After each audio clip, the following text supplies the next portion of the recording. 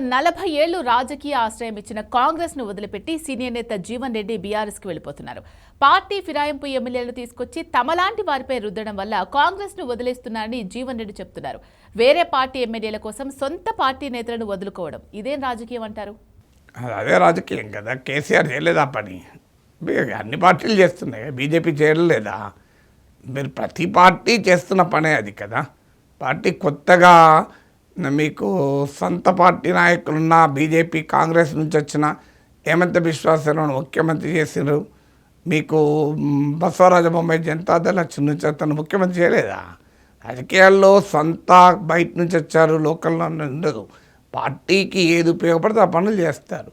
కేసీఆర్ తెలుగుదేశం నుంచి వచ్చిన వాళ్ళను, కాంగ్రెస్ నుంచి వచ్చిన వాళ్ళ మంత్రులు చేయలేదా? దానివల్ల అక్కడ స్థానిక నాయకులు ఇబ్బంది పడలేదా?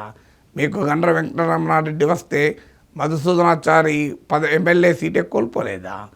మీకు సవితా ఇంద్రారెడ్డి వస్తే మీకు అక్కడ తీగల కృష్ణారెడ్డి అడ్రస్ లేకుండా పోలేదా? పైలట్ రోహిత్ రెడ్డి వచ్చినప్పుడు పట్నం మహేందర్ రెడ్డి ఇబ్బంది పడలేదా? సో బీఆర్ఎస్లో లేవో ఇవన్నీ. వాళ్ళంతా బయటికి, ఇప్పుడు పట్నం మహేందర్ రెడ్డి బయటకు వెళ్ళిపోయాడు, తీగల కృష్ణారెడ్డి బయటకు వెళ్ళిపోయాడు కదా. మధుసూదనాచారిని శాసనమండలి ప్రతిపక్ష నేత అయ్యాడు కనుక ఆ సమస్య రాలేదు అక్కడ. సో ఇలా చాలా కాన్స్టిట్యున్సీలో ప్రతి బీఆర్ఎస్కు ఎదుర్కొన్న సమస్య కదా ఇది. సో అందువల్ల బీఆర్ఎస్ అయినా, కాంగ్రెస్ అయినా, బీజేపీ అయినా ఈ సమస్య తప్పదు. ఇప్పుడు ఈటల రాజేందర్ వచ్చి మల్కాజ్గిరిలో మురళీధరరావుకు అవకాశం లేకుండా చేయలేదా? కరీంనగర్ జిల్లా రాజకీయాల్లో ఈటల రాజేందర్ బండి సంజయ్కి పోటీ కావడం లేదా? అందువల్ల బయట నుంచి వచ్చిన వారు, లోపల ఉన్నవారు అనే చర్చ రాదు. రాజకీయాల్లో ఒక్కసారి పార్టీ పెరుగుదల కొరకు ఎవరినైనా ఆహ్వానిస్తూ ఉంటారు. వారు వచ్చాక వివాదం తప్పదు.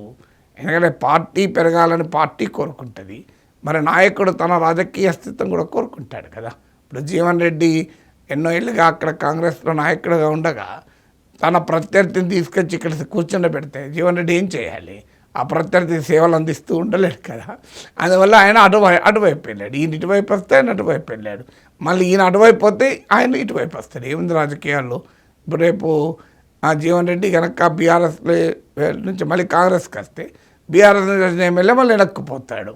సో రాజకీయాలంటేనే అలా తయారయ్యాయి కదా. పార్టీలు మారడం అనేది చాలా సింపుల్గా అటు ఇటు మారుతుంటారు. నితీష్ కుమార్ 5 సార్లు ముఖ్యమంత్రిగానే అటు ఇటు మారాడు. సో వీళ్ళని ఎవరు అడిగారు? అన్ని పార్టీలో జరుగుతున్న తతంగమే కదా ఇది.